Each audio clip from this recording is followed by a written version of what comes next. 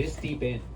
21 minutes almost before the topside turret has fallen. Zeka will be answering that. I think Faker should be, there we go, with the Shadow Flame. Want to highlight, Faker is one of the few players that we see actually go for this like full damage Galio build. So don't be fooled. This is not your tanky Hollow Radiance. He does crazy amounts of damage. Yeah. Has to be very respectful. And then we look at the other side. Zay is now finishing his Shojin. Viper sitting on second item, whereas Duma hasn't hit that yet. I don't think that timing window is really going to matter, though. I imagine that we'll be able to get a base in before anything happens. As Light will get tagged. Jhin sets him up, but they don't really want to, because they don't have a lot of vision in the jungle there. Yeah, just a little bit of poking from Jhin and Bard. It is what they do.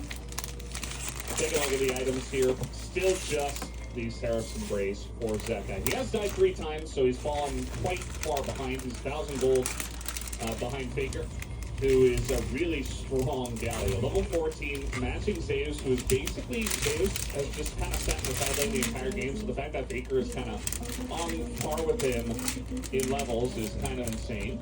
Does have 3 skill participation out of 3, so that's part of it.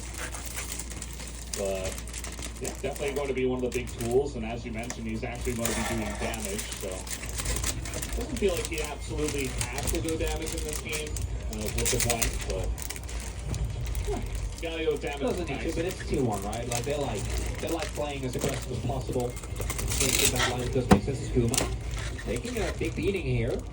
Wanted to flash. Nice little run to the side. Also, Peanut, he decoyed and then he stopped moving. Not sure exactly what that was about. Because it did look like they wanted to go in on that, but perhaps Peanut was having second thoughts. Not a bad trade there for T1. Like getting the calling. Don't think that they're gonna use it as a timing though, as we have Owner clearing his topside jungle. Able to build up a decent gold league. He's also sitting on 2 items, whereas his opponent is not. As I say, that Peanut. You said not, and the item got bought in that exact second. Yeah, that's my bad on the read, you know. No, it's your it's a curse. Insanely good ability to curse stuff. I mean, you're the best in the game. I've never seen anyone close. It's crazy. I don't know how it's possible. Is this we're doing like the I'm saying I'm not the chosen one, and they're like yes, yes you are. No, it's not. true. I'm not. Zeka should be. Oh, yeah, don't walk straight at the Lucian. Didn't see him on the side there. The root does come down though, and an option, and the flash away here from Viper. As Willie even go down one more shot, can do it, and there it is. Duma finishes him off. Didn't even need Owner. And that is just Viper out of the play. The guy who's been carrying this team on his backpack, you know, and now he's the first one to go down. And that's just before the third Drake spawns. Possible soul point here for T1. I think Hollow Life, you have to contest. A lot was used, 3 ultimates there, but there's still a member down. Yeah, I mean, how do you contest this? It looks like maybe they just won't. I mean, that's rough. Hanging out, but yeah, they're just going to have to give away Hextech soul point here. That was a symphony of a play. Every layer of that was beautiful. The fact that Kuma doesn't even flash, by the way, I think knowing that the culling wasn't up as, or like maybe looking for something off the back of this.